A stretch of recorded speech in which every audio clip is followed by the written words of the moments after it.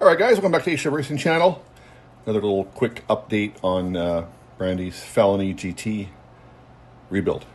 So, something I just discovered when I was taking apart the front diff, I noticed that there was a lot of fluid outside of the differential.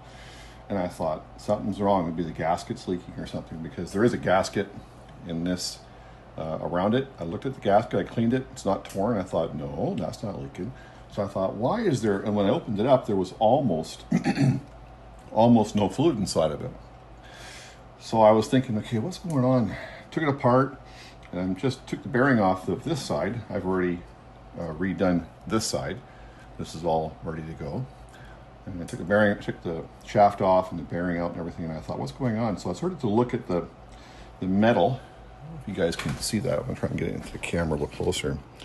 I started to look at the metal that goes into the plastic. And it's hard to see on camera, but I did notice on one side, right there at the top, you see that little space there? And I thought, okay, maybe it's leaking. So when I touch this thing, I'll try and do it on camera to show you guys. So when I was wiggling this thing around, there he goes. So it's lost its integrity, basically, the plastic piece that holds this on. And so it was coming apart. Camera's not zooming in. And leaking. So just make sure, there's always a reason for something, right, guys? So luckily, I have another Felony diff that I can take apart and utilize the plastic piece. But maybe that's another good argument to go to aluminum, because that was not cracked.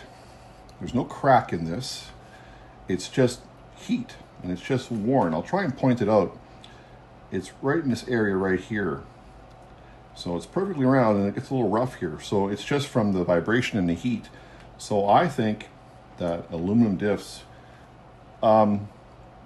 maybe not for bashing so much, because you're going to develop heat, but not the kind of heat you're going to develop on, 130, 120 over and over and over and over again. So most likely we'll be upgrading, probably, this upcoming year. But just thought I'd bring that to you guys' attention. If you got a diff that you treated, and yes, there was fluid on the outside of the diff, but it wasn't like tremendous. It was just like different from the other cars, but there's a reason. Make sure you inspect your stuff. And this is just worn out. This is an original GP5 out of the front of a Felony. This is the original one. So that car is 3 years old, I think 3 years old. So that's just literally the plastic, heating up, cooling, and of course it's spinning at whatever RPM.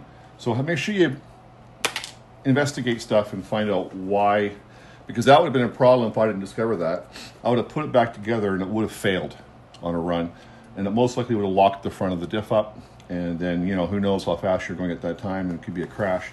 So just a little tip of the day, make sure that there's a reason for things, right? If the fluid's gone, why? Were the bolts loose? Was the gasket torn? But make sure you investigate, not just put it back together.